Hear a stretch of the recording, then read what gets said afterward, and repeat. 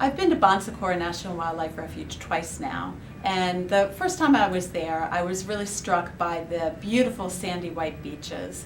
I was also struck by how appropriate its name was. Bon Secours actually means safe harbor in French, and it is a safe harbor for some amazing species like endangered sea turtles and piping plovers. The first thing I saw was a water bottle thrown on the beach that was completely covered in tar.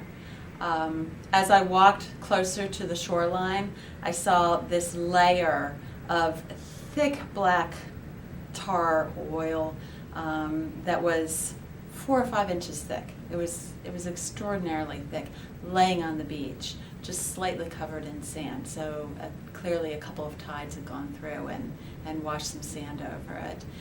It was heartbreaking to see that kind of destruction on a beach that just 3 weeks or so ago was one of the prettiest and most pristine beaches I've ever seen. As I walked into the water, I'm a beach person, so I had to walk into the water, I found myself surrounded by balls of orangey tar-like goop that were rolling around in the surf. And I actually got some of this on my foot as I was walking through the water, and it got stuck on my foot, and I walked out, and I couldn't get it off my foot. The second time we were at the Gulf was really extraordinary, the amount of oil that we saw in the water. Great streaks of orange, goopy, tarry oil.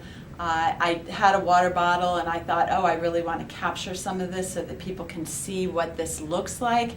And it was almost impossible to get the oil to kind of shove into the water bottle because it was so goopy and slimy, it would just kind of move right around the water bottle.